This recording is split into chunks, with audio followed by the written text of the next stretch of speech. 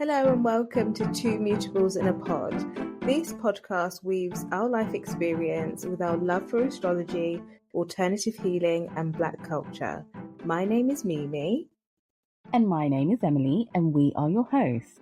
And welcome to the Two Mutables in a Pod podcast. Hello and welcome to episode 4. This episode is all about dreams. Now, this is a very broad subject that Emily and I wanted to speak on, but it's a conversation that we've had sporadically about just observing the differences and the similarities within our experiences of how we have dreams, how we relate to dreams, and what differentiates dreams versus visions in our waking state. So I wanted to start this episode just kind of talking about the significance or the role that dreams have played in my life. And then hopefully Emily will come in with her experience as well.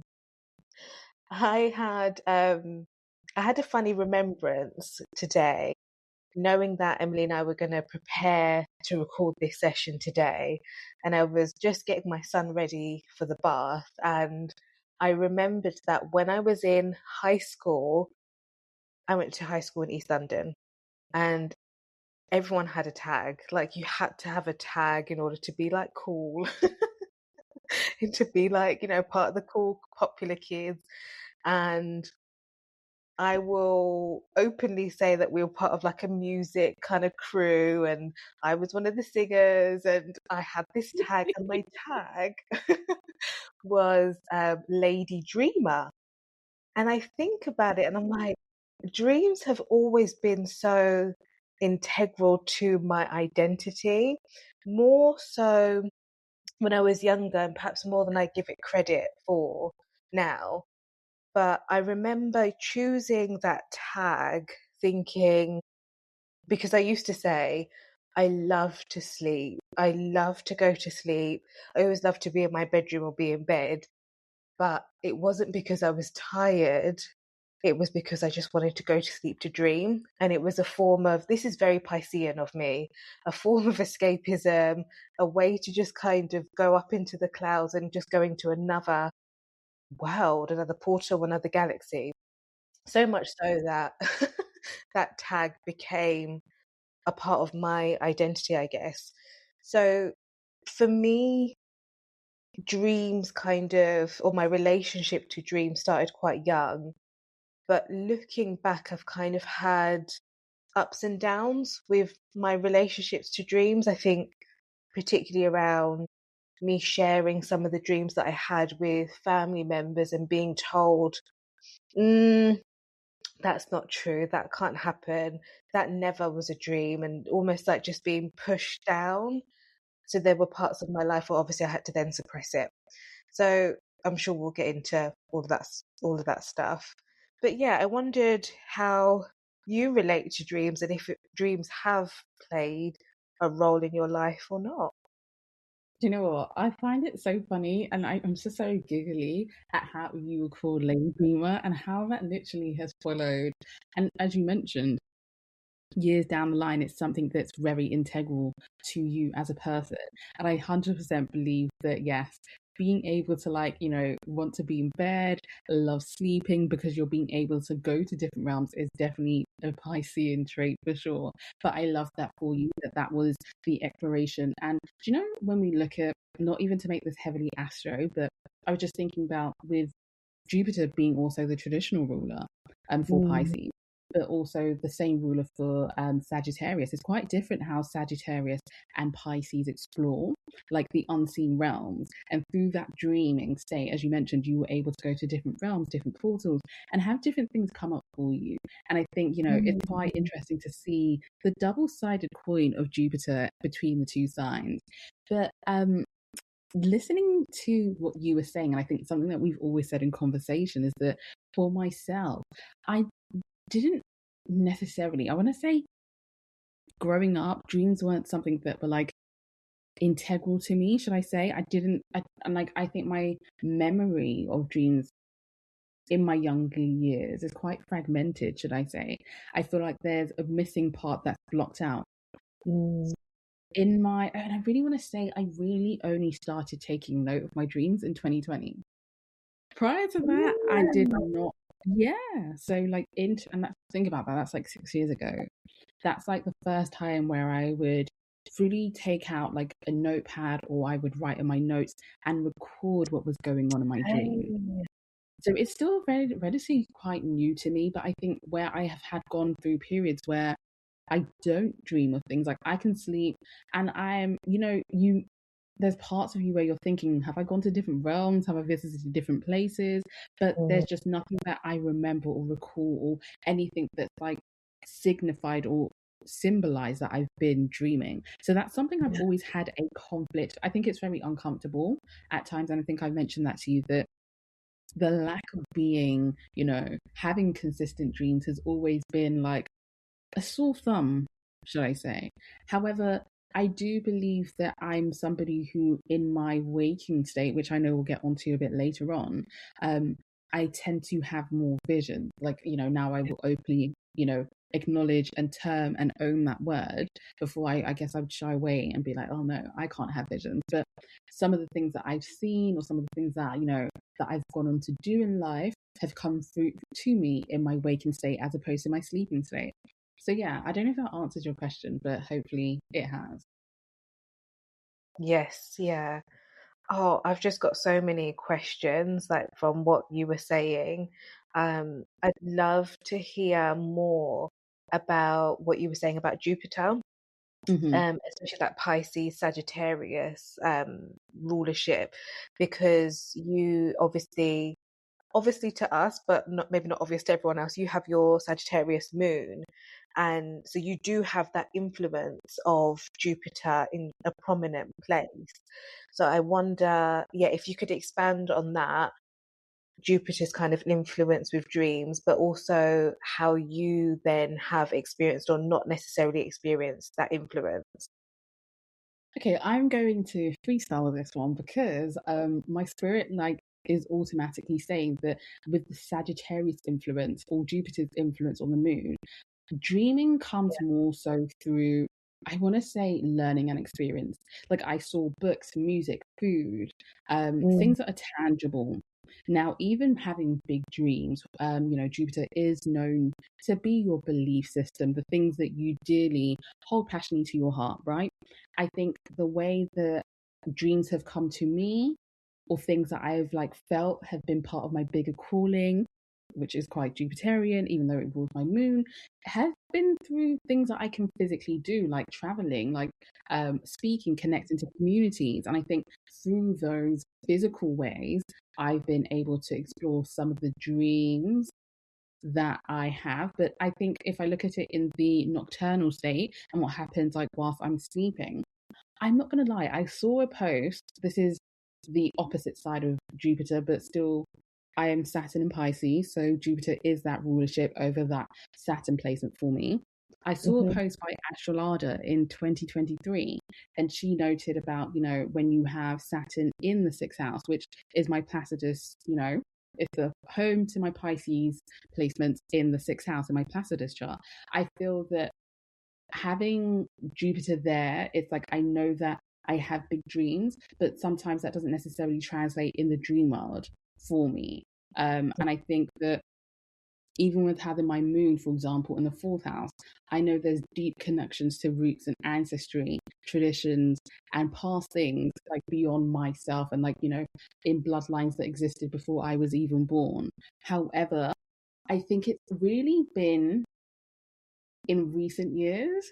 And like I said, 2020, 2022. And I'm starting to think when Jupiter's activations have happened during like, so perfection years, which are years which are ruled by particular planets that, for example, if you're 22, you will be living in a fourth house year, and that is typically ruled by Jupiter. I do remember that in these particular years, and I'm currently in a Jupiter ruled year, there have been moments where there have been heightened revelations that have come through in the dream state. So oh I wow. want to say it's a mixed blend. Yeah. And like when you asked me that question, I was just a bit like, hmm.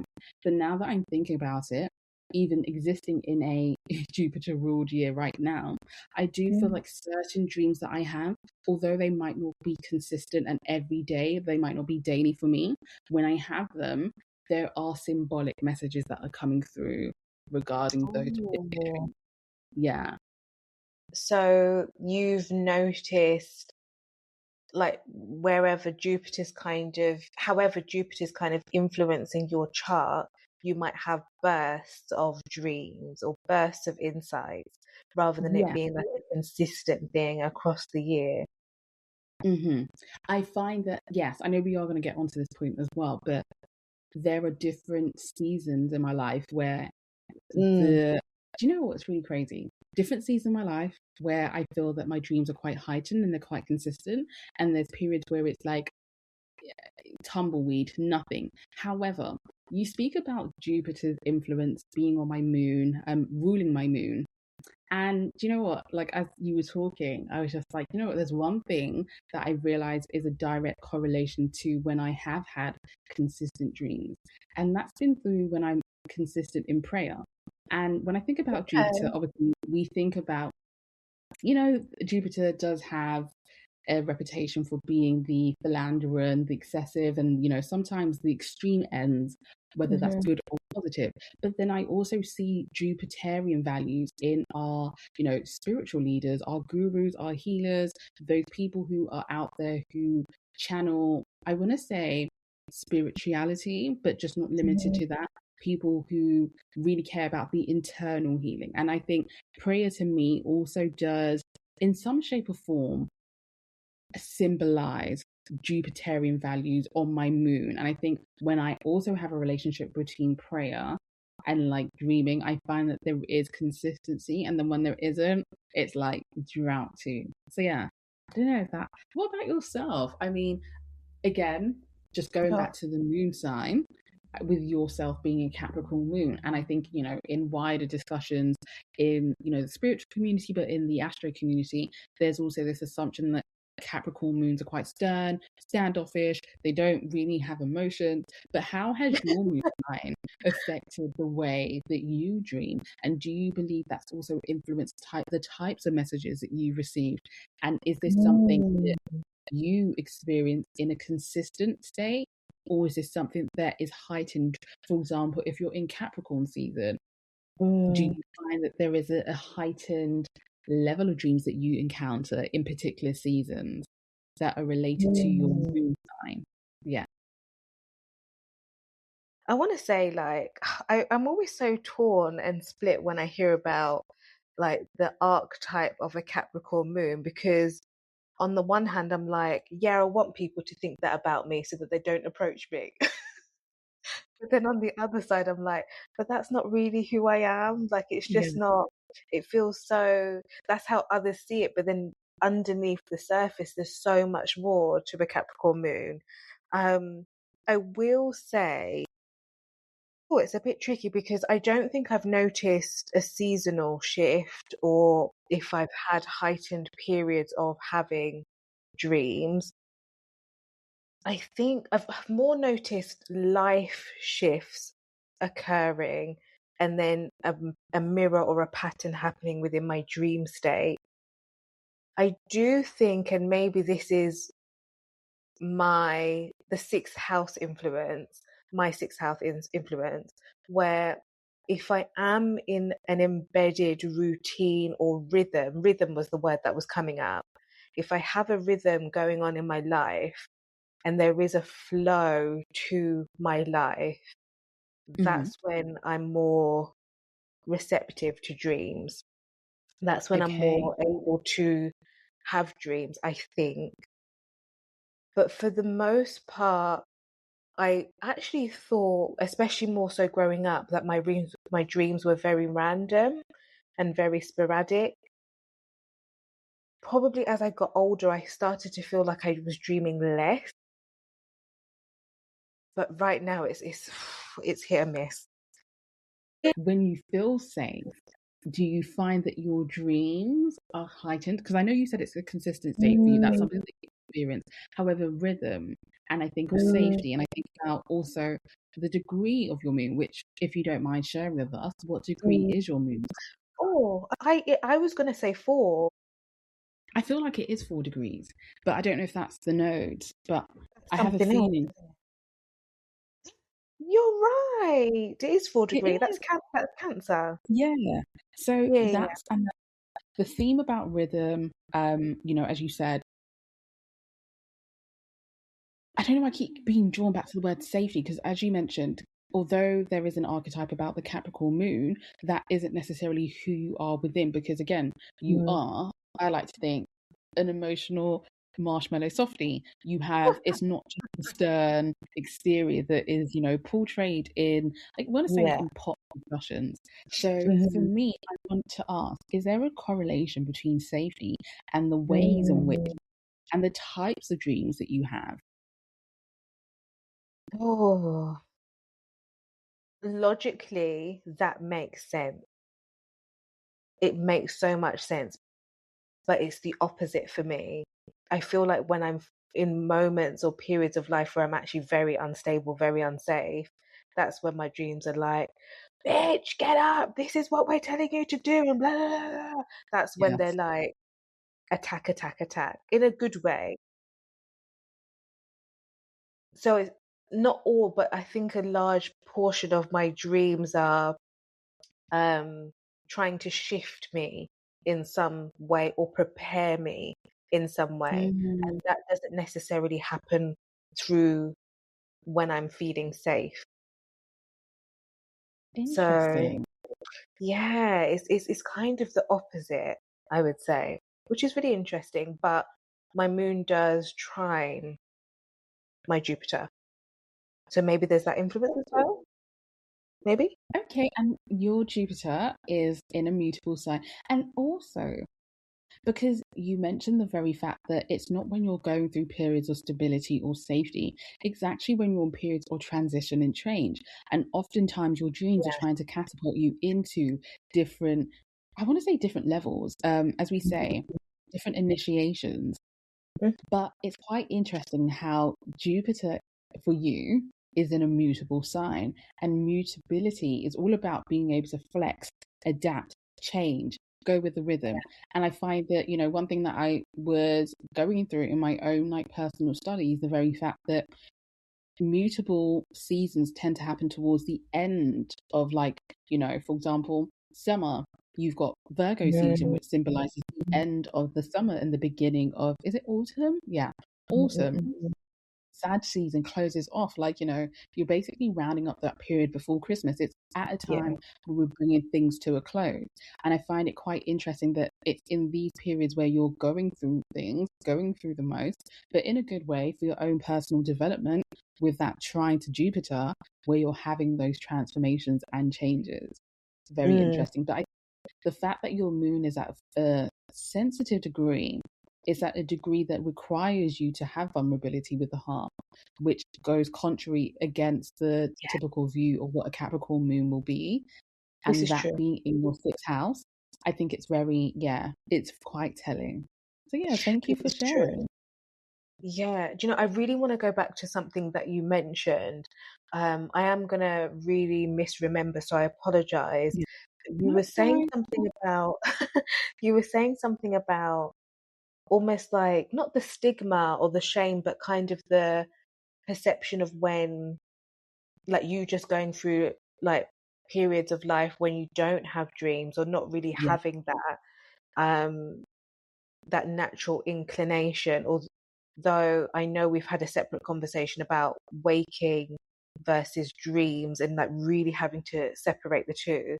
Hmm. Um, and I wonder for you, how do you think that kind of sense or that feeling of, oh, I'm not dreaming, but maybe I should be dreaming, how much of our culture plays a role and an influence in that? Because I think especially like from coming from where we come from, um, like just being Zimbabwean folk or having connection to South Africa. I don't know about you, but for me, heavy, like the practice of dreams was so embedded within like just the fabric of who you are.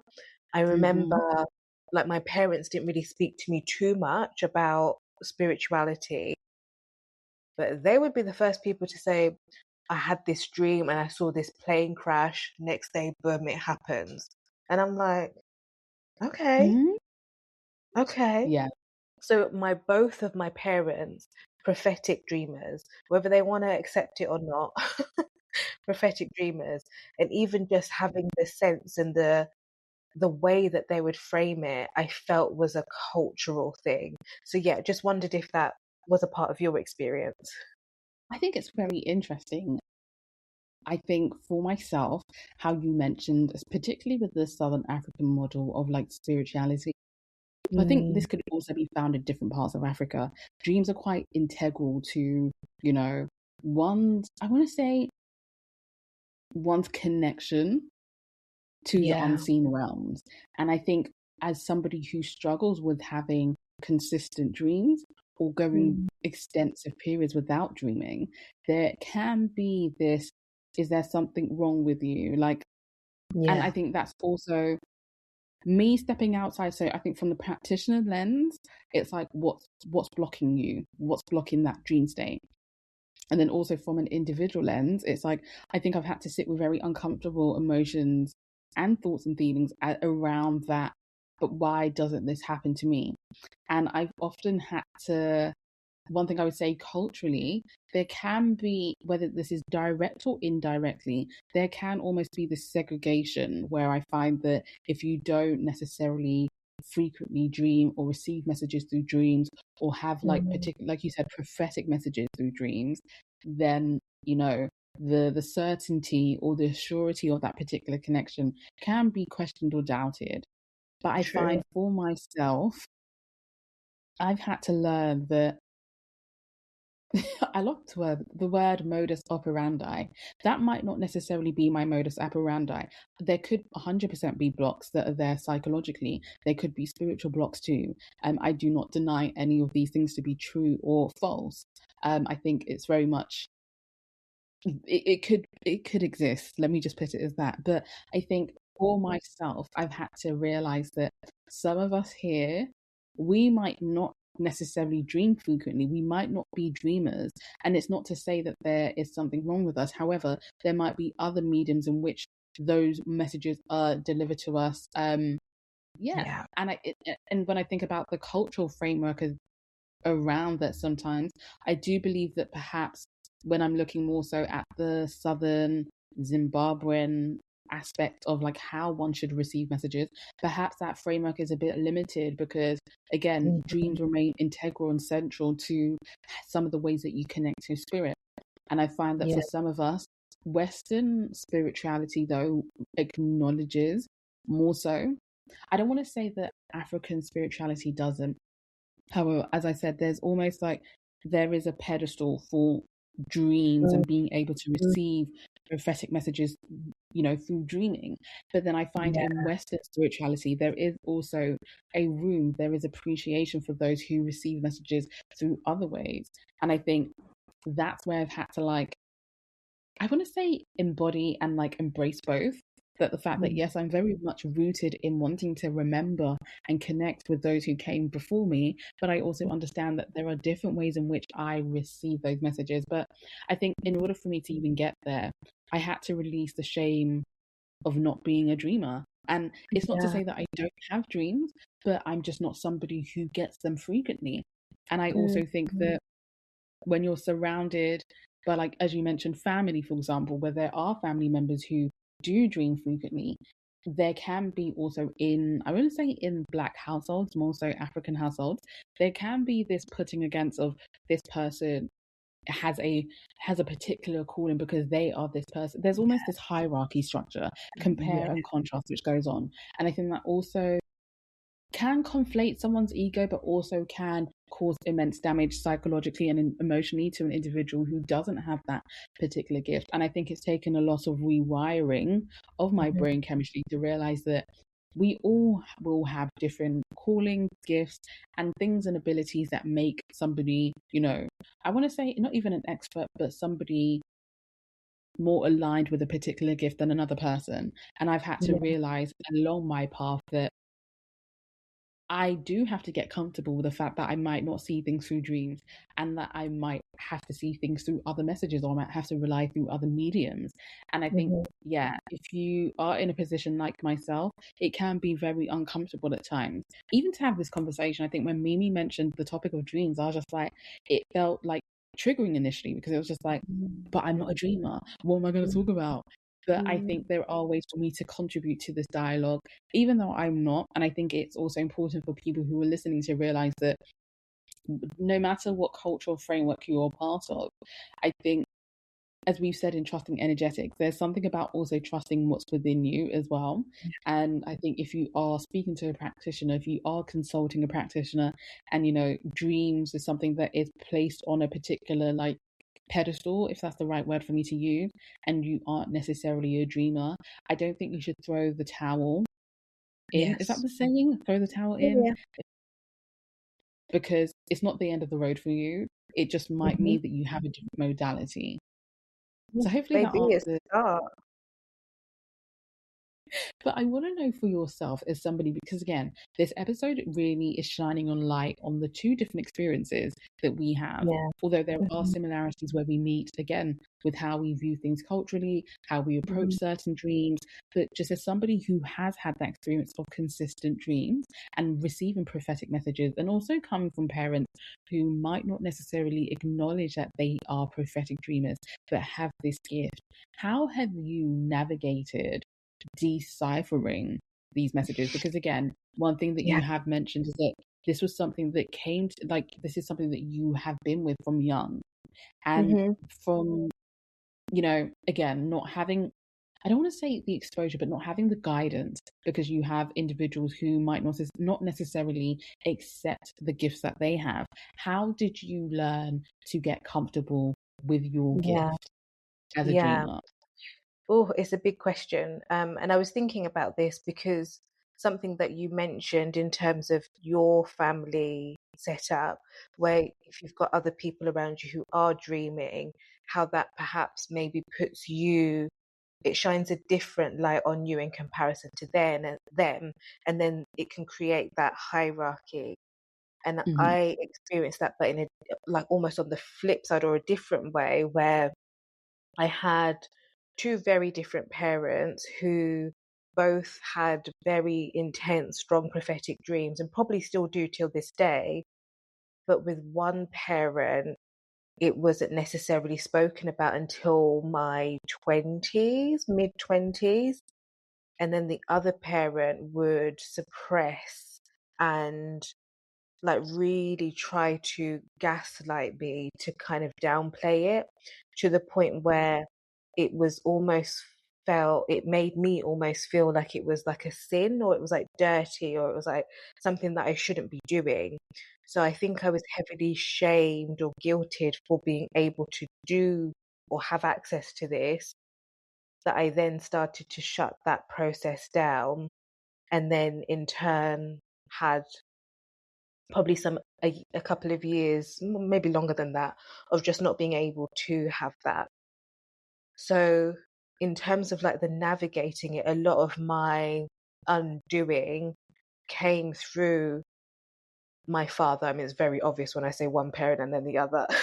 Like, a Yeah. lot of it came through sitting with my father, um, and perhaps just conversations that came up, or life was happening to us separately. And then Hmm. I'd ring and be like, mate, like, I just need to tell you about this. Does this make sense? And he's like, how did you know that? I was like, I just dreamt about it. Like, what is it?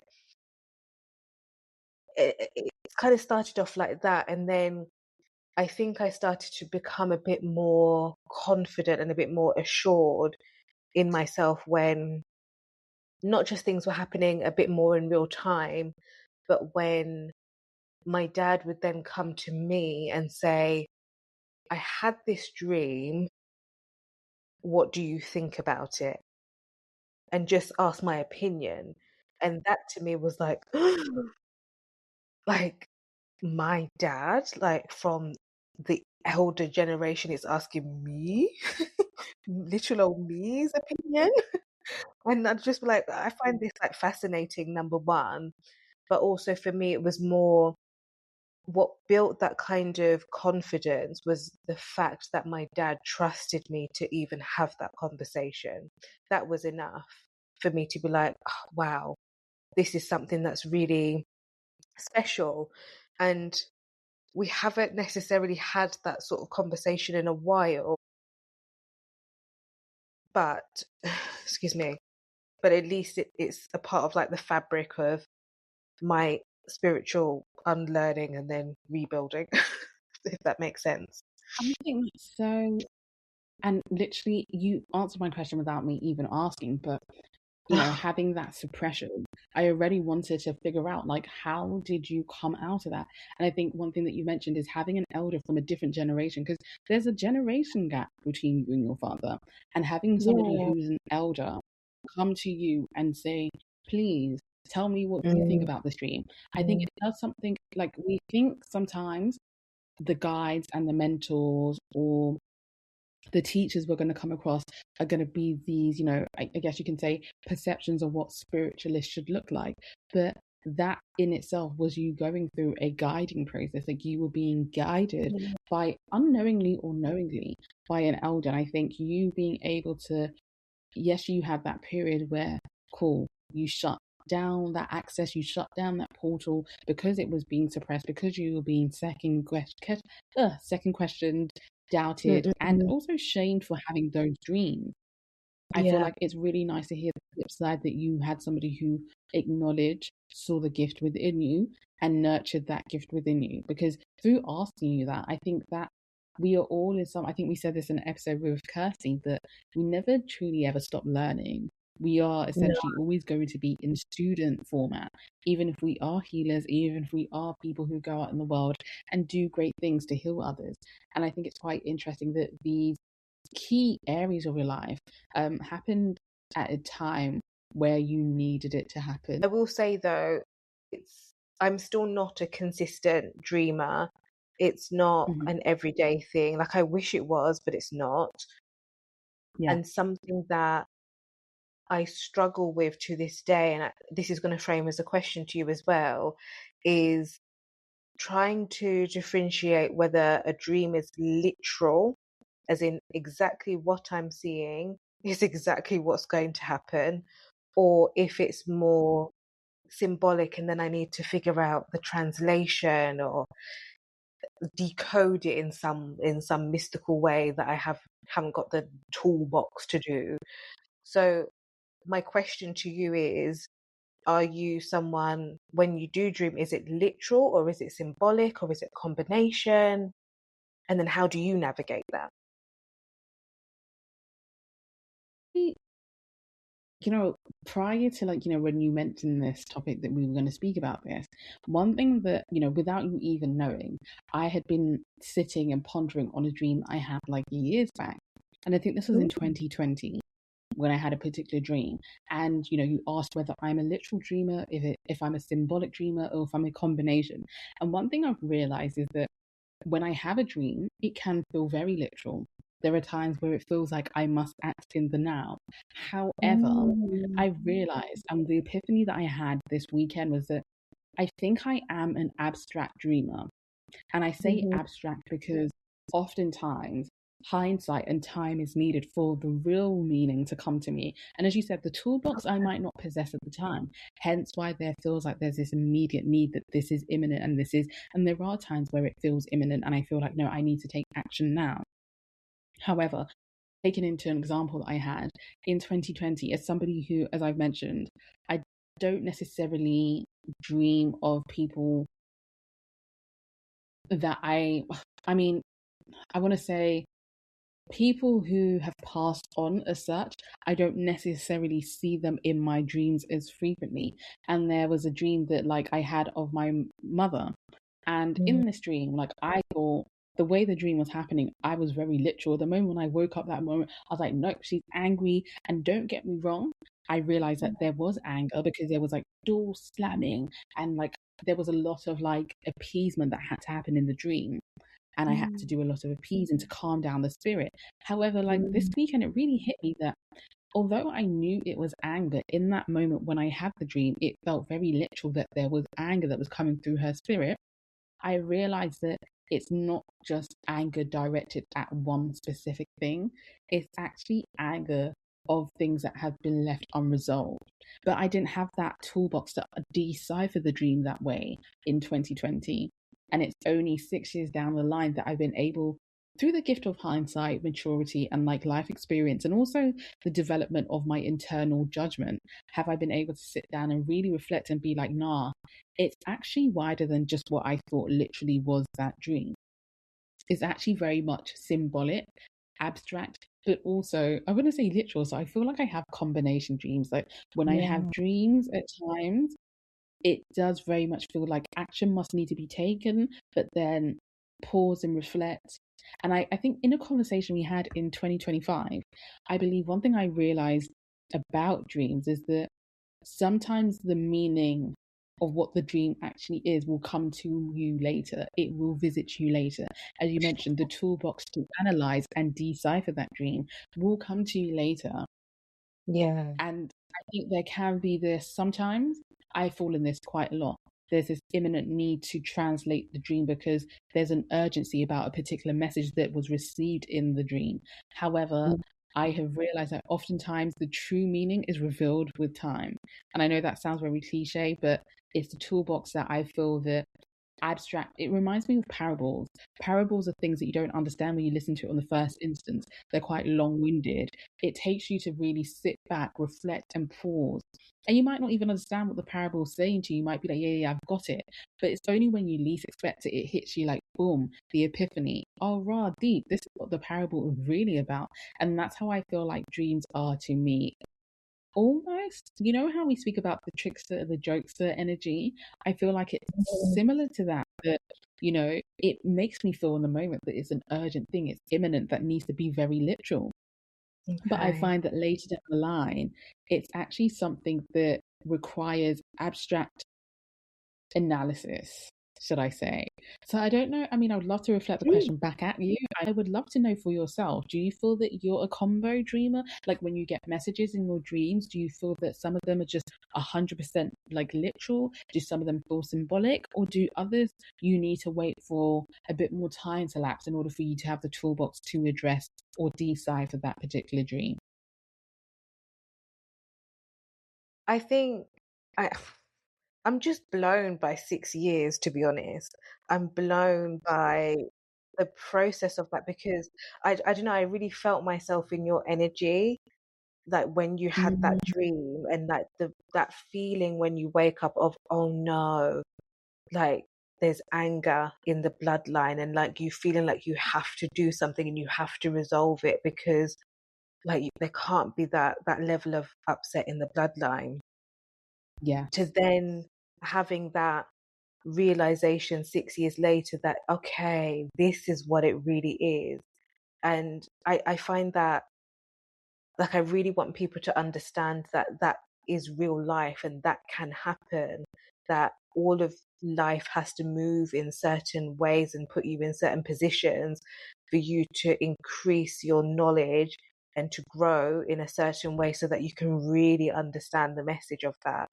And I think sometimes people assume that it's a next day type of thing. Like you have a dream one day and then it's gonna figure itself out in reality the next day. That's not always the Mm, case, man.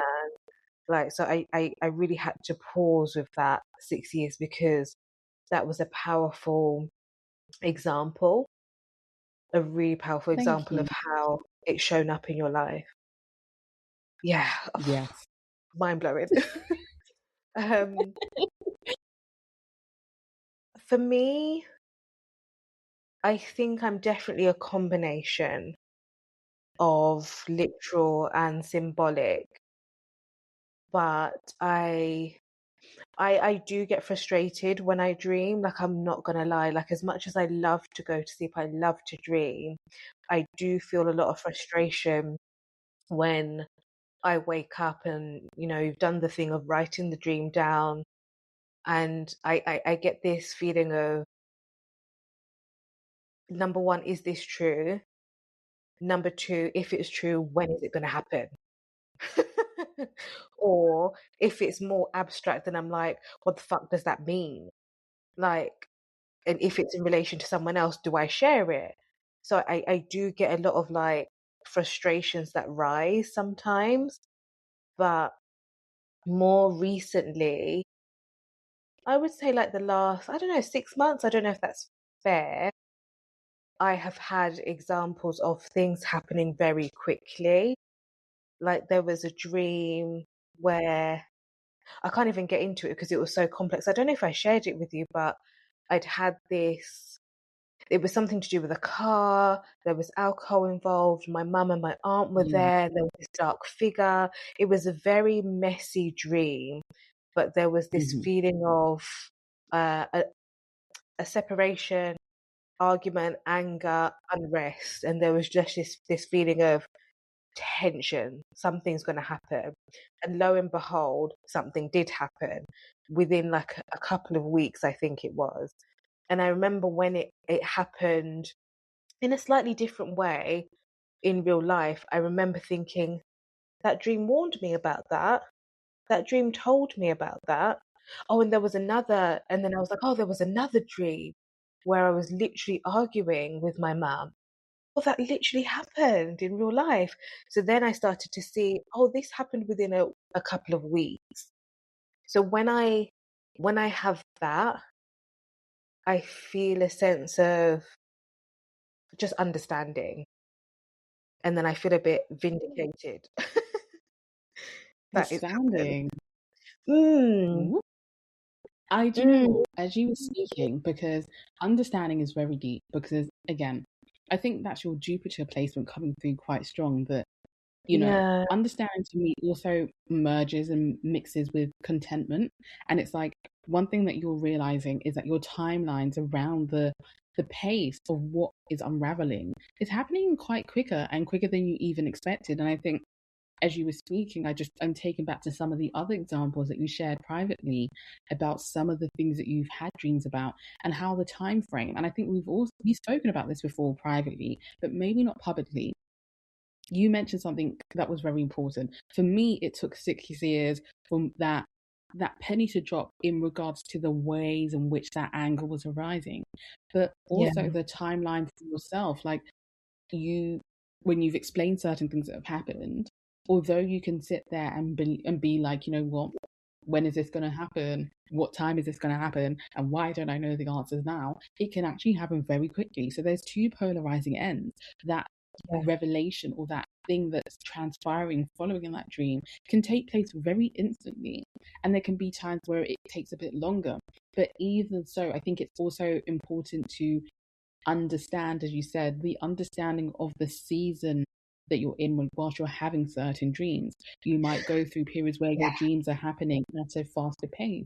The I true. want to say the revelations, the prophetic messages are coming through and they're accurate as hell.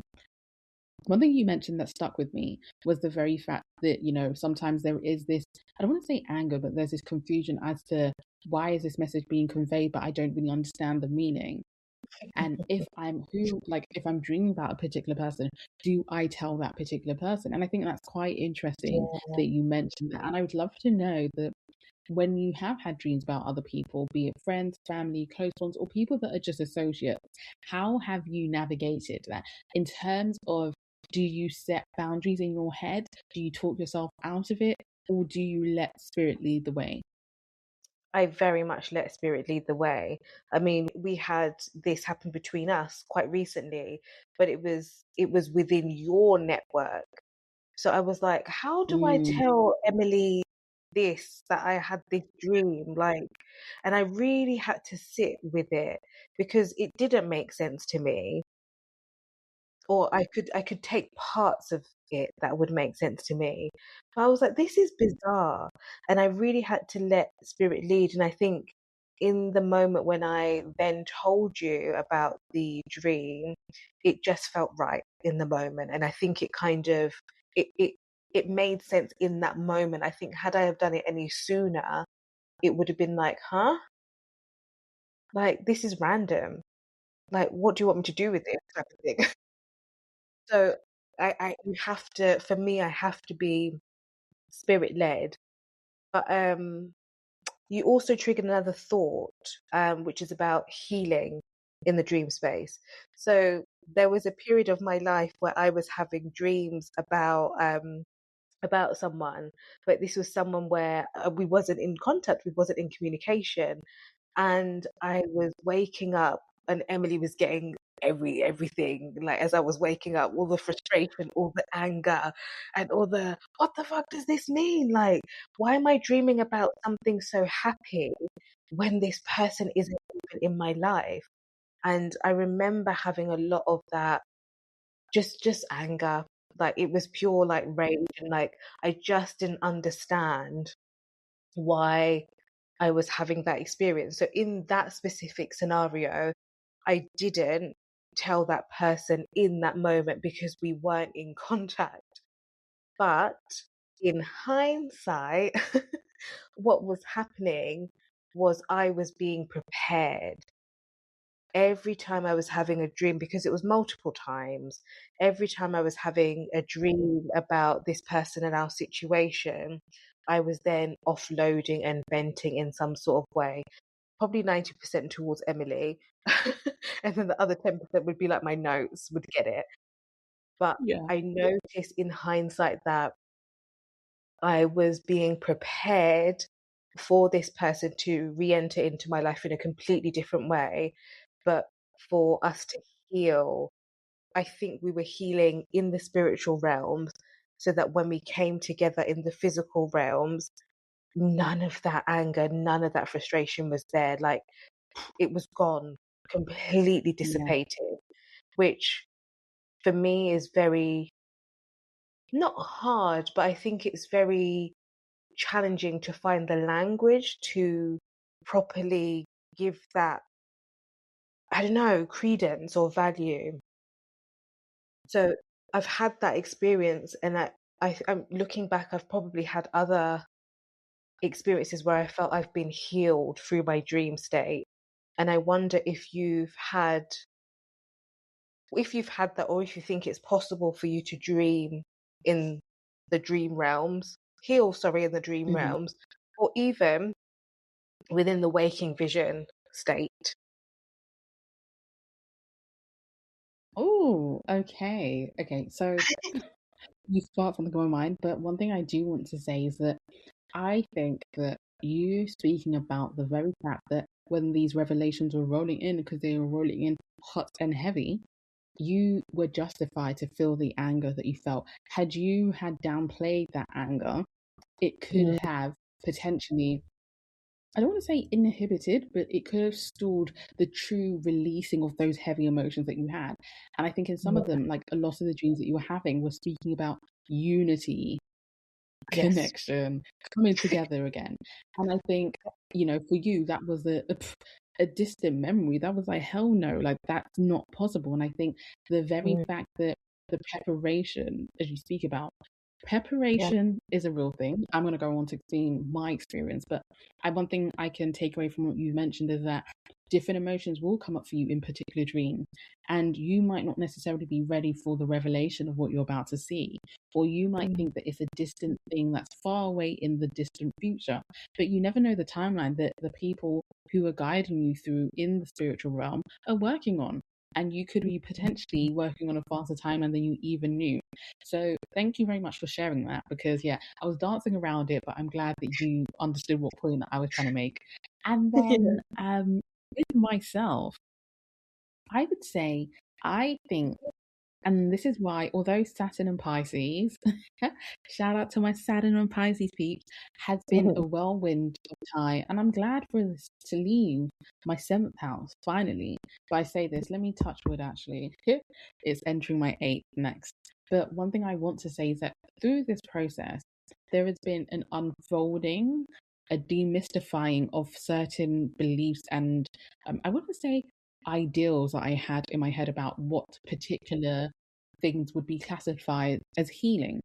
And I remember in my waking state, there was one day where I was in an environment which didn't feel like home to me. It felt very much, I mean, I've always felt indifferent in this environment, but on that day more specifically, the wound was glaring quite heavily. And I just remember I was standing in the kitchen and I could see an elderly grandma embracing me. And I just felt warm and I felt like loved in that moment. I know. But that was in my Um, waking oh, that was in my waking state. To me, if you had said that, oh bless you. Oh, no, my eyes are wet. oh lovely. If you had said that to me, like in 2020 or prior to 2020, yeah, if you said 2019 onwards, I would have been like, what loco poke are you talking about? That is not possible. And I think, having those set boundaries of what healing could look like or how healing should take Mm, place like, and having them dissolved really did something for me. So that was in my waking state. Now, yeah. in my actual sleeping state, I definitely feel, even when it came, or even when it has come to certain friendships, I've always felt this like, and I hate this feeling, but I always have felt and can feel when a connection's ending. But Mm, in this dream state, this was somebody who I was close with, very close with. And it was a series of back to back dreams about the dissolving of that connection. And it was, as you mentioned, a preparation that I didn't necessarily, I knew was coming, but the timeline of how that accelerated, I did not know. So I think, I mean, the last example that I had that's always stuck with me and always stayed with me was, and again, like I said, I go through periods where the dreams are there and sometimes the dreams are not as heavy and hot. But I remember in this one, the healing was taking place. Like I could literally feel it I was sleeping, but I felt it in my physical body. Like I remember just yeah. it was like in a church setting. um the lady that was healing me was wearing purple and I had to lie down, and I Mm, literally, like, I don't know if she put this purple cloth near me, but and her hands were on me, but I literally felt like a snake was being drawn out of my wound out. Like I literally felt that upward movement in the physical, although this was taking place in the dream state. So I think it's also very much possible. I know there are misconceptions, not even misconceptions. I want to say there are stereotypes of what healing should look like. But I think if you are coming from a background, a cultural background that's specific to your culture too, and you have people in your bloodline that do not reside in the diaspora or in the land that you're living in, I think it's important to understand that the types or ways that you might be healed through the dream state or through the waking state might look different from what you see on the, I want to say on the net, I was about to say on the TV, or on the TV, on the internet, social media. Your form of healing might look different to what you are seeing in wider debates and discussions. And I think it's important to realize, because I yeah. wouldn't, I think 2020 me would have like clocked the dream, but just thought, oh, okay. But at that time, it was like 2023, and I kind of had a bit of more awareness, understanding, and I knew that no, this was greater and beyond just me. Like this was happening on all planes. So Mm. I think those have been the instances where I feel these memories have stuck with me quite a lot. So you mentioned like what you can feel when like a friendship is like dissolving, and then that Mhm. specific scenario you were seeing that within your dream state. Do you think Yes. that once you started to acknowledge what you were seeing in the dream state, do you think that expedited the timeline for how it then manifested in reality, or do you think there was no connection at all to that? I knew you were going there. I just knew you were going there. And I I cannot even front and hide and say that it didn't have an effect, because I think it does expedite the final destination. Once you see this back to back, and there is no denying of what you're seeing, even if your heart and your spirit is conflicted, I think once you make peace with, I'm being shown this for a particular reason, I think it does propel the behind the scene actions. I think it does pick up the momentum and the pace. It does. If you guys could see me in sessions, It does. it definitely does. Yeah. So I can't even deny. And Have you like, experienced that? Sorry. yeah, yeah. But I'm even like, I'm asking you this question now, but I don't think I even have an answer, because how do you even begin to reconcile and process what you have seen in a dream?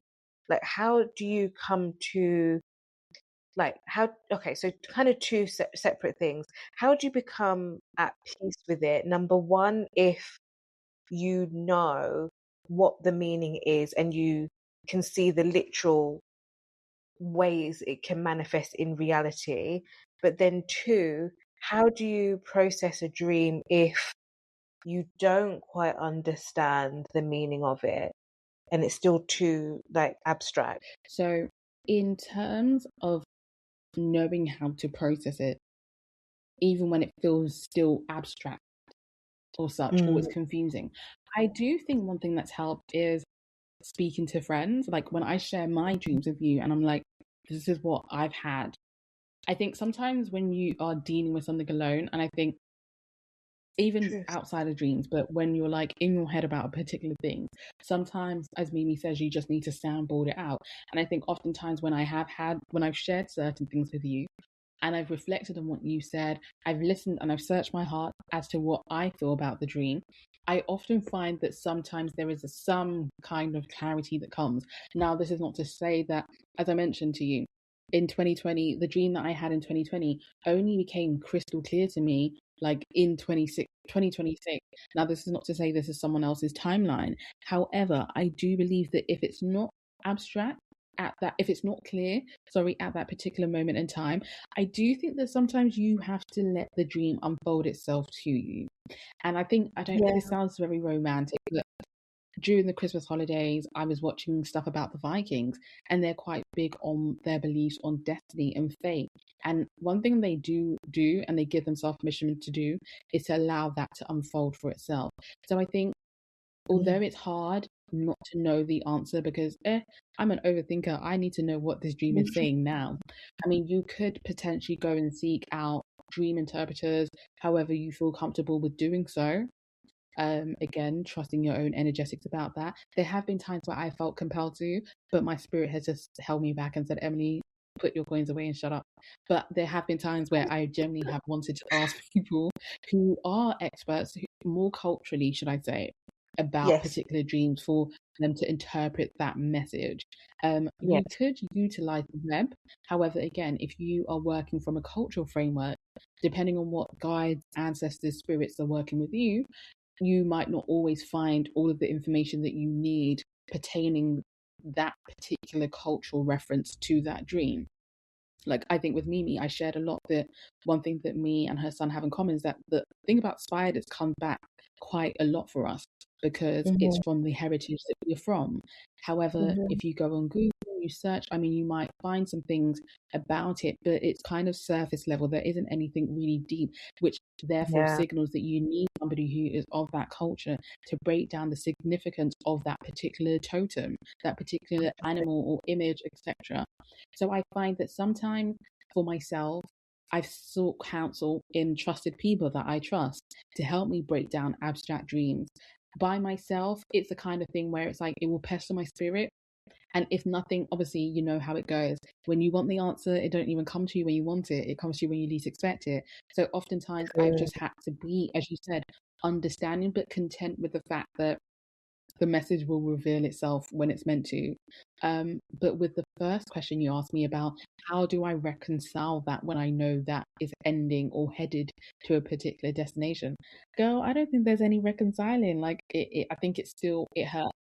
No, and I'm just saying it how it is. I feel that it hurts that Yeah. you can almost anticipate where this is headed. And I think in as much as the preparation, you've seen what you need to see, the prophetic stuff, and we're grateful for the revelations. In no shape or form are we saying that we don't want these revelations, but sometimes it's almost, it's bittersweet, should I say, because it's like you know that Yeah. ultimately it's beyond your control because you know where the outcome is headed. And I think I don't even know if I can say the word make peace because what is making peace when you're still torn and hurt about a particular connection ending? I mean, your heart is always, in some shape or form. I mean, I speak to the feelers who are like myself, who feel quite deeply. Those connections still remain quite integral to our hearts, and it's quite hard to sever those ties, even when we Mm, can see the end goal or where this mm, is headed.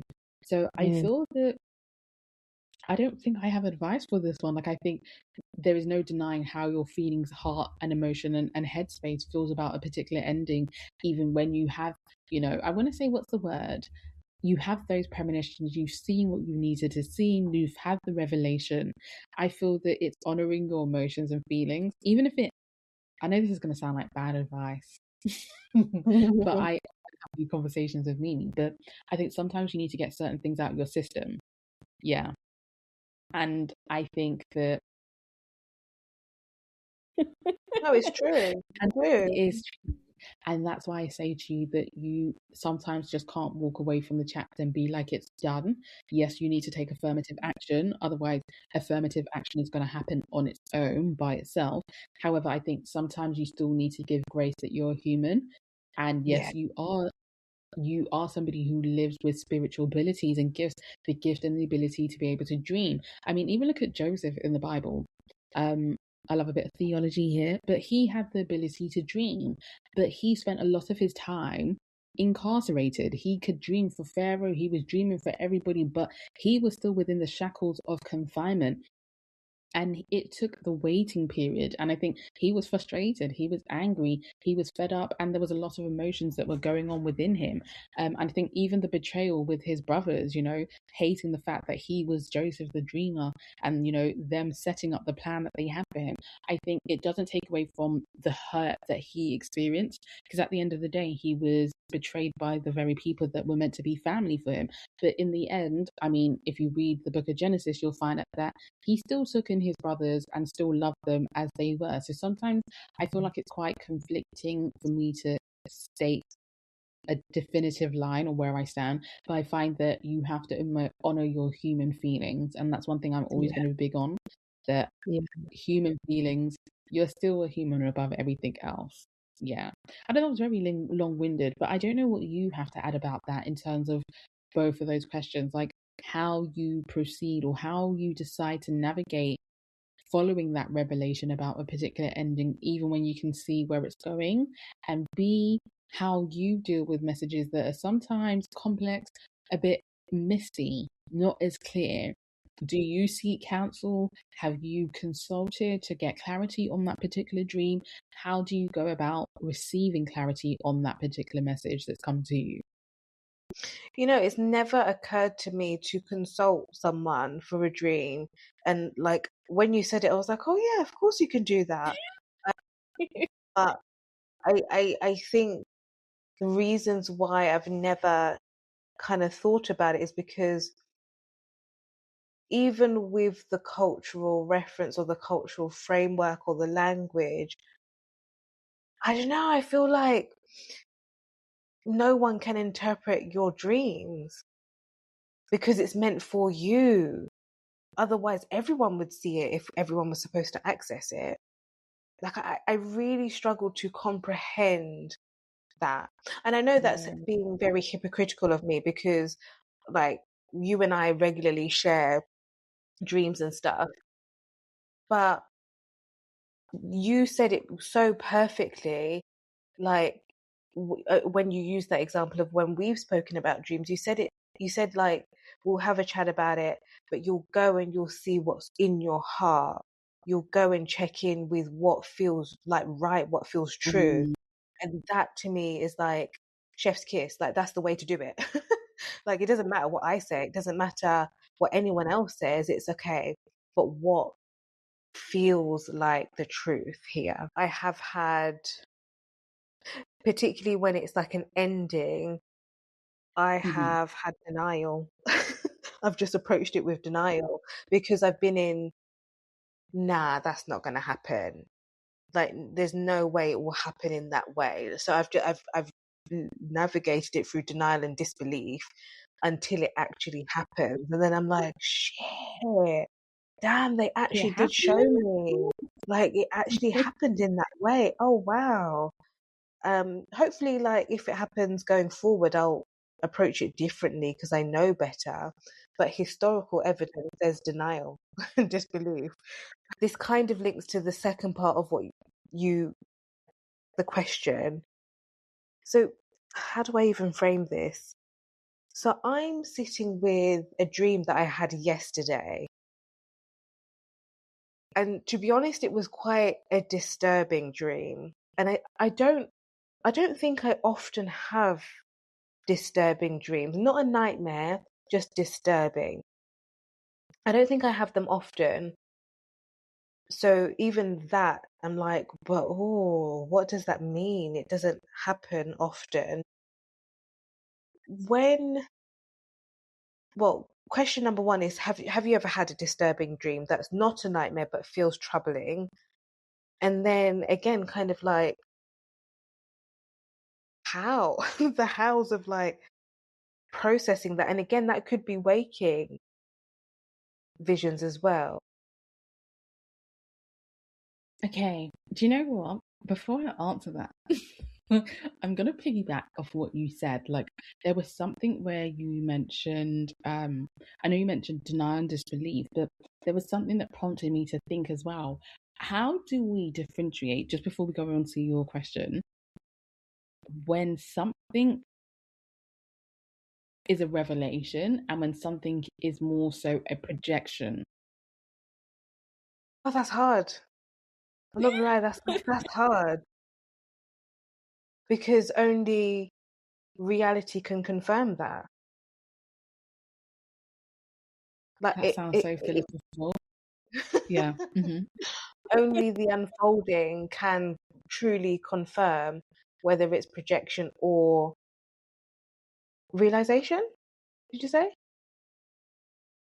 Oh, Did you say? Wait, realization. what was the word you used? No, what did I say?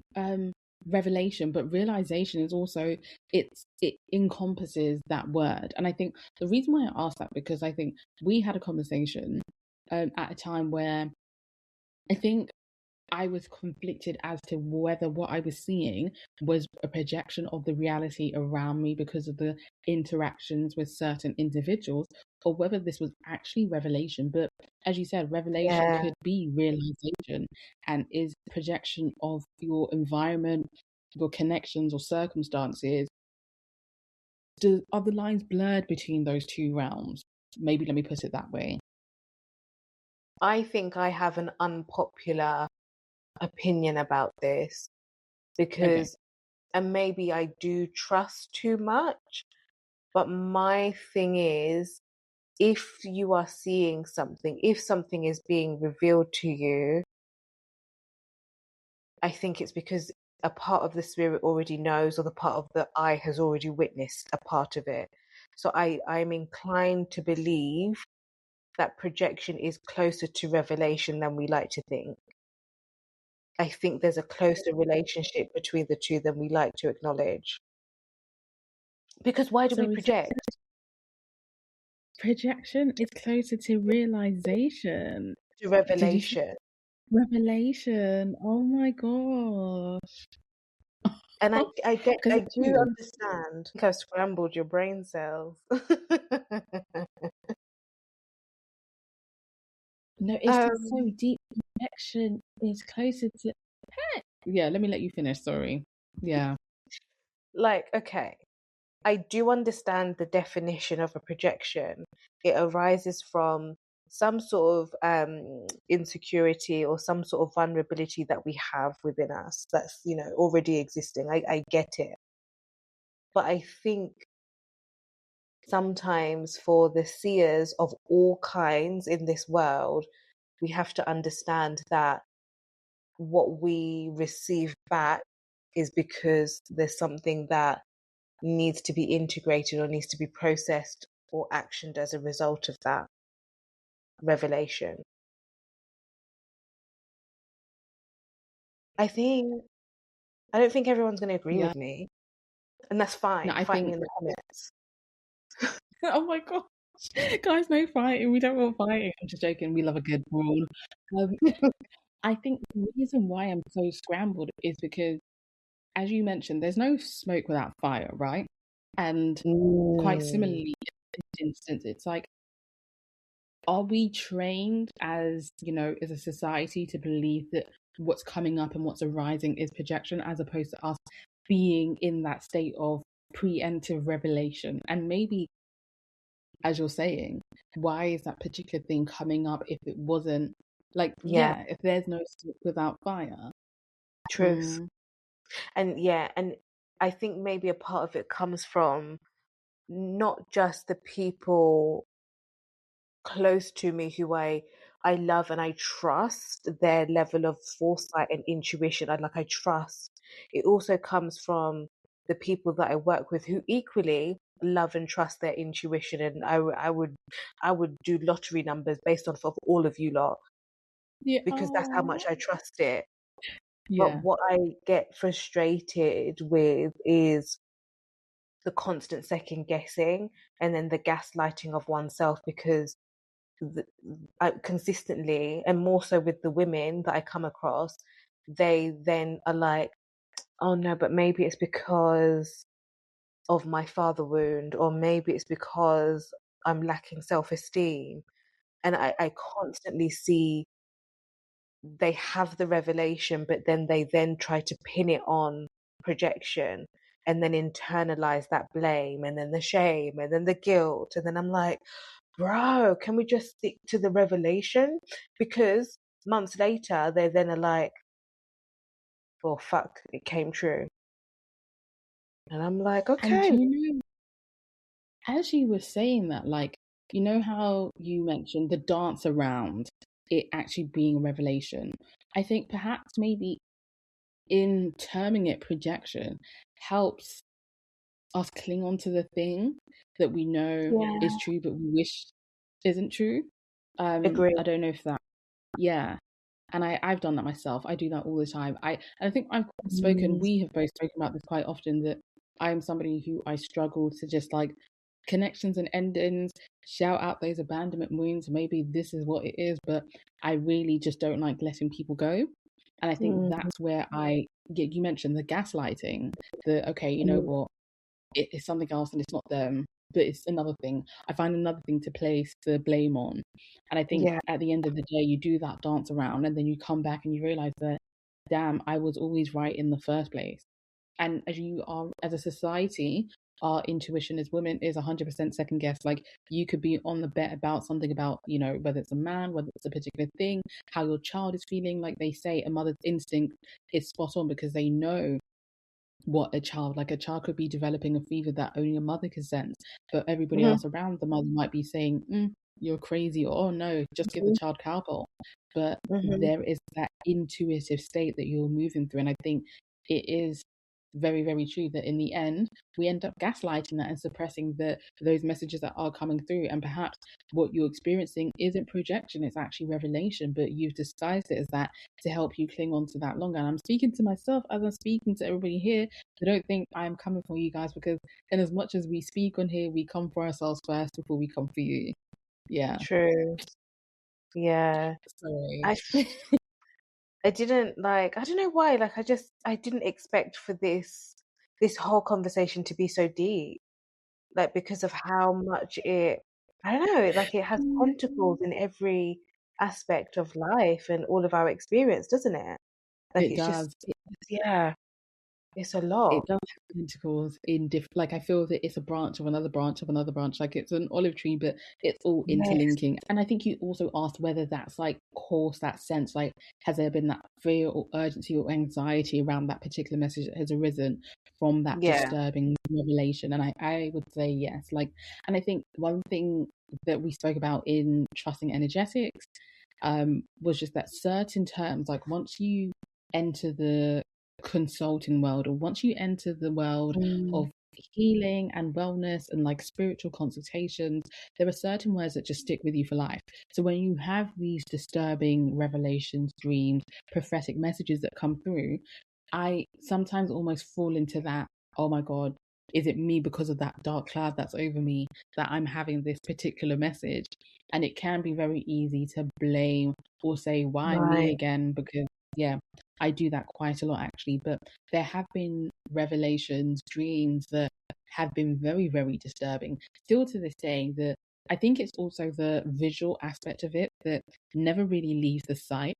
I'm somebody Right. where like my psyche is quite, it absorbs a lot. It's a sponge, and it's very hard for those memories to leave. Although my Mm, memory with other things can be quite shit, excuse my French, mm, when it comes mm. to stuff that I've seen in revelations and dreams that have been disturbing, it's like they still haunt me, to be honest. And Yes. you move on with life, but you never really leave those images behind, or the what ifs that surround that, or the, is this still going to haunt me? Is this still going to be something that leads to negative energy around me? So, yeah, I definitely have struggled with that. And it's something that till this day, I think is, I mean, everybody across the world, but I think as Black African people, especially when we are, you know, we are not fighting against flesh, but we're fighting against principalities and powers. Like there are things that are like in unseen realms that, have been Yes. from generations. I think it's very hard for us to like let go of those images, how vivid they are. I mean, for yourself, I'd love to know, do you find that the imagery sticks with you? Is it something that you can let go of and like it's out your mind, out of sight? Or do you find that even years, months down the line, this is something that just like will flash back at you again? Yeah, yeah. I definitely have certain dreams, good and bad, where I can still like visually see them in my mind. And actually, I was having a thought, and I was trying to question myself, and Hmm. I was wondering if the dreams that are more likely to be prophetic or true, if I actually see them in clearer vision, or the ones that aren't necessarily true, if I see them like a bit blurry. I'm not sure of the answer to that, to be honest. But I Yeah. was questioning myself. But yeah, I definitely still remember things. Um just as you were talking, I was like, oh, petition to change the word dreams to revelations. What if we approached this whole like experience as had a revelation? Would we then view our dreams differently or our visions differently? Would we treat them with more value? I think I'm about to say the viewers, but the listeners, even the viewers need to hear this again. Would we treat those revelations differently? And I honestly, off the, Yeah. but like, I'm not even being biased, but I definitely believe the wording a hundred Mm, percent would almost, I think there would be a shift in how the perception, but also what comes through. I think yeah. people, as opposed to demonizing what they see, would Yeah. actually sit back and actually reflect. Because when something's being revealed to you, to reveal is to open, to show, to showcase, to shine a light on. You are Mm, essentially opening up a blank canvas. And I think you're giving people the opportunity to reflect and ponder, question, doubt, come back to the drawing board and revisit it again. And I don't think the word is as damning. Whereas, like, I think there can be connotation. I want to say negative to, or I don't want to say negative. Let me say there's heavier connotations with the word dreams. I feel like when somebody says the yeah. word dreams or dreaming, it's like it's serious business here. We're not here to joke.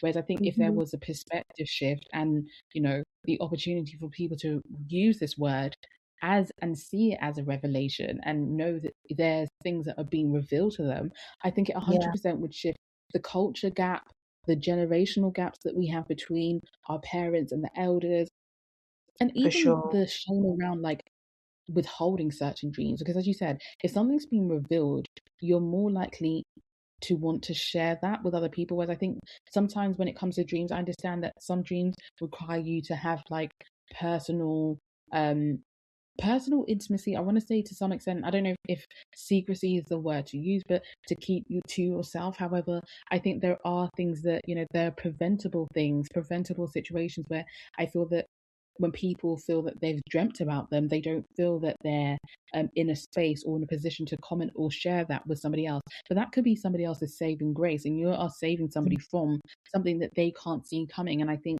when you Mm, have the word revelations instead in replacement of dreams, you are doing something to the psyche, and people aren't viewing it in that almost burdensome light sometimes. Because I think for some, Yeah. it could be a burden. Like, oh yeah, I've had this dream about this person again.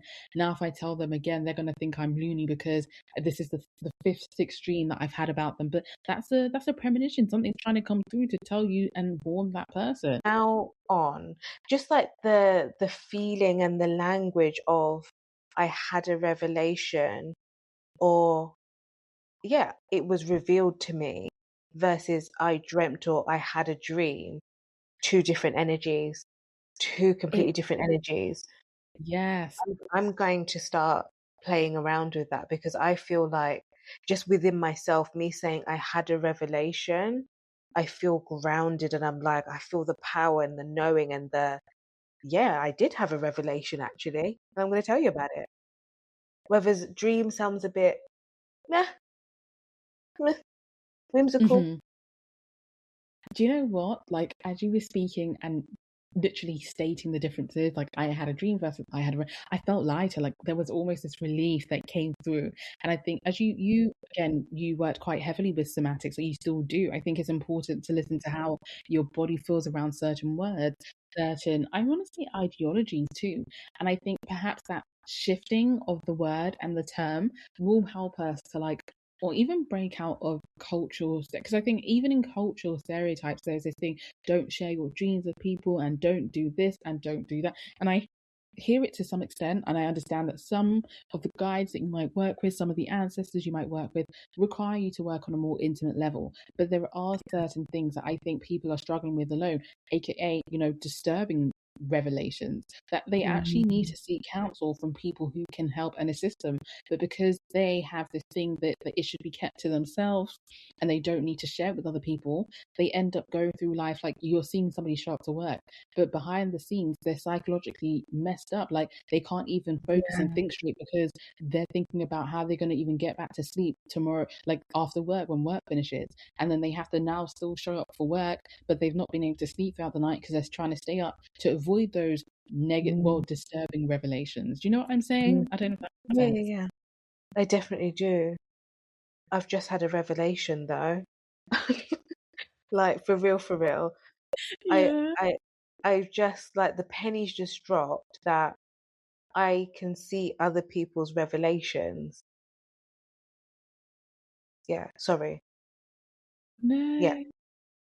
So oftentimes if I'm sitting with someone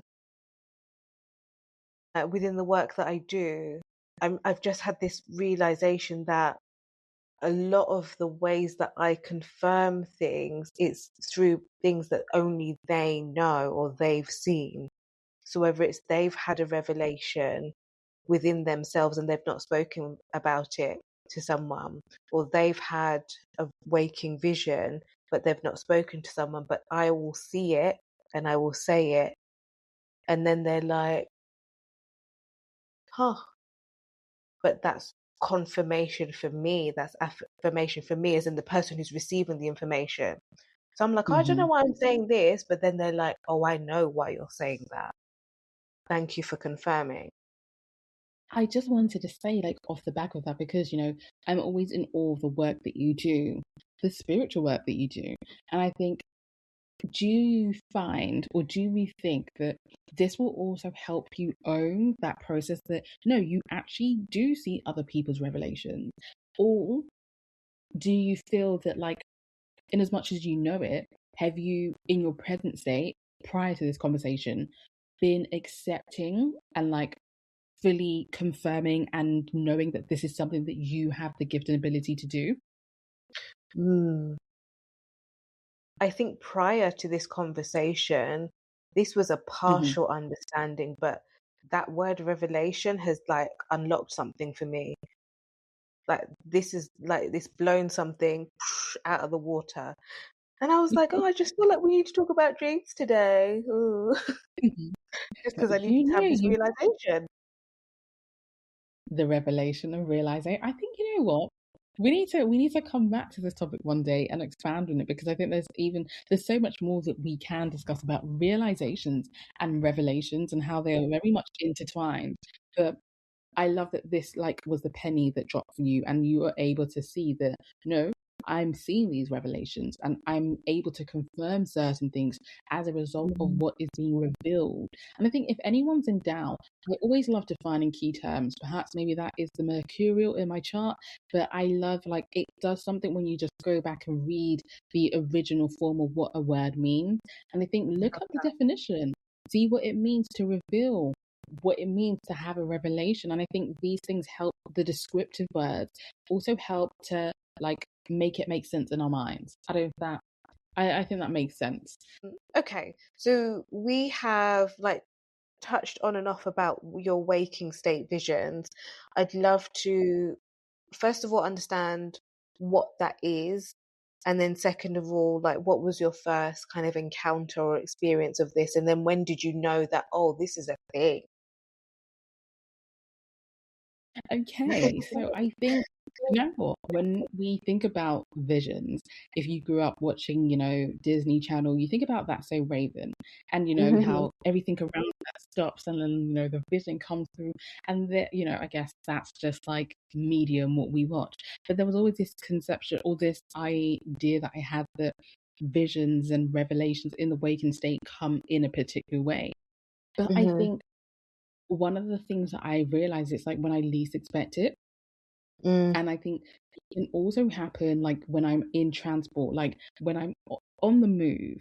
So, I'm in my waking state because I'm awake, I'm not sleeping, but like I could be moving, I could be on a bus, I could be like, walking, I could be in a kitchen, but these images would flash, or these particular visions would flash at me. And I think when I think back to, it's not that my world stops, um, I can still process what's going on around me, but it's like very visual. It's a visual experience for me. Sometimes I can hear the audio, sometimes. But in the first instance, this happened to me. I remember being on, like, I was sitting at the back of the bus and I was going to school. And it was really weird because I didn't know about these things back then. I think this was like 2010, but I just remember seeing and it wasn't a flash because it happened for a bit longer. Like it happened, the bus was moving. I remember the bus was going for quite some time, and I just remember seeing this image where it's like I'm standing at, like, it's African soil. There's a school mm, opening happening. There's scissors. I can't see faces. I know there's kids, but there's scissors and they're cutting this ribbon. And it was really weird because again, I was definitely much younger, but it wasn't anything that I'd seen on TV. I was just on my way to school, minding my business. But I was mm, in that vision. I was there as somebody who was helping to open that school. And I knew yeah, that that was tied into, like, years down the line, I knew that was tied into the things that I seek to do later yeah, on in life. And yeah, I think that always stayed with me because it's not like I watched it on TV. It's not like I saw a picture of it. It literally came to me in my waking state. And as I said, I was on the bus on my way to school. And I think I told you about the other time, like more recently, should I say, aside from the grammar one that I mentioned. There was a time where, like, I was just very, very ill. Migraines were doing a number. And I think oh it's not yes, like one way that I mentioned earlier on, and I guess that's maybe the Jupiter in the chart. Who knows what it could be? But I love music. Music speaks to my soul. It does something for me when I am seeking healing. And I just remember that in the midst of this pain, like those little heart instructions that I was being given helped me get to that stage where I had that vision where I could see. And I told you, I'm not one to really see elders' faces, but I remember seeing this, and it stuck with me for some time. And especially because of how that was the way that I received the healing, I think that it showed me that although I might not have consistent dreams in my sleeping state, there are ways that messages do come to me in my waking state. And I think it was when we yeah, had that conversation that it's actually okay for that to be your story. And I think that mhm, was when I realized that maybe this is just the way that things come to me. And I think mhm, from that conversation, I started to have acceptance, and the shame wasn't so heavy around not being able to dream. And I think, even you terming it like visions in your waking state, like I remember that was quite new to me. Although I knew it was happening, but just hearing you mhm, say it out loud and then me also accepting and owning it, I think that it's really done something for my psyche here. So shout out to you for also mhm, creating the environment to have that conversation. And I think even though we have differences in the way that we have revelations, we are, Hmm. having realizations and dreams. I think the ways in which that we come together is that, you can mirror your experiences, I can mirror my experiences, and we will have discourse about it. And I think through the discourse is Yeah. where I find the epiphanies. So shout out to you.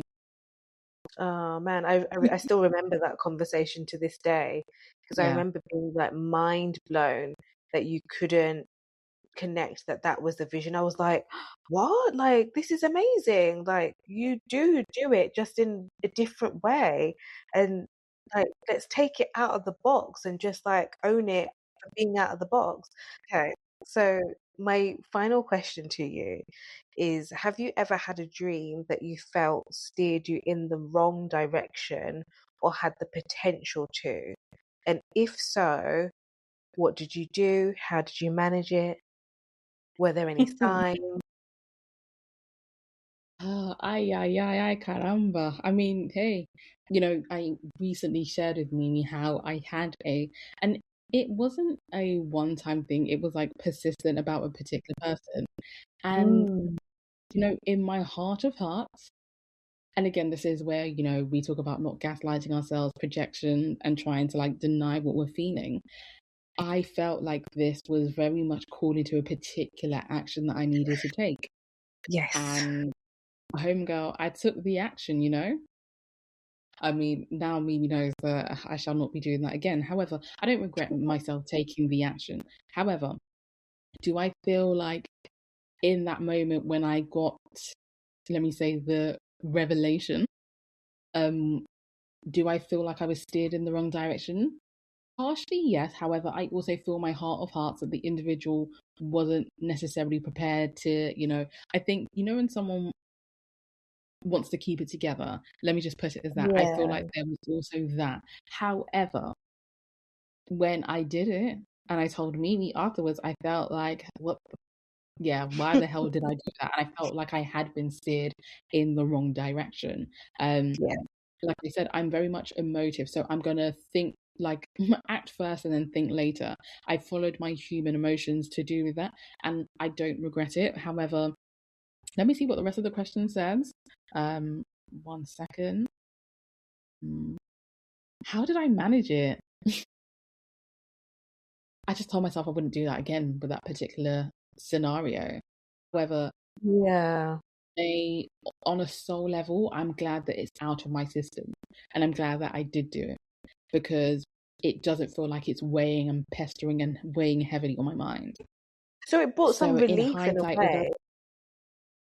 yes, and that's like I can say, although the outcome wasn't what I desired, hence why I felt like I was steered in the wrong direction, although everything else that I was dreaming of, and it was over like a couple of years, but most notably, like, was it this year? Yeah, it was this year because we just went into 2026.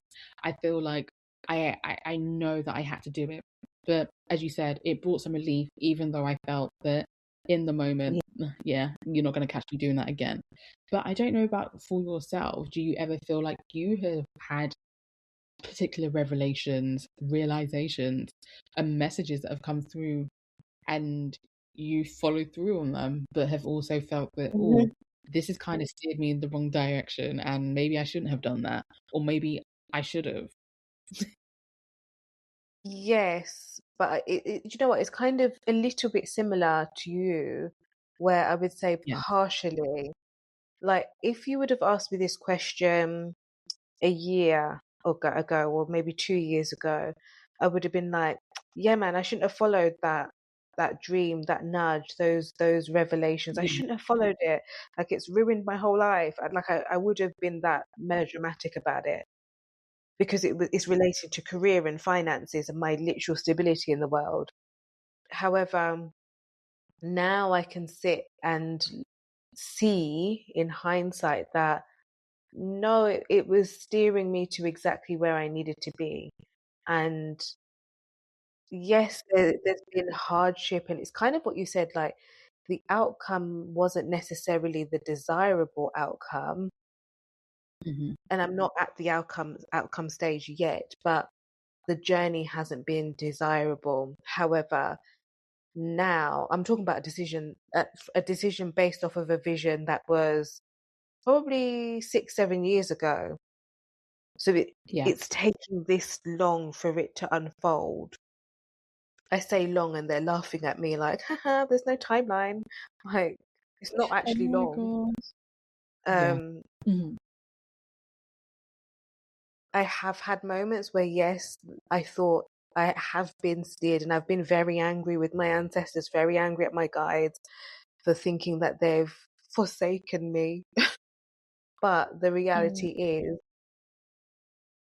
it was always a part of my path. I needed to go down this path. I needed to journey in that direction. So, yeah. although, as you mentioned, there have been many detours, derailing, unstripping, and stripping away to be stripped back up again and patched up again, should I say.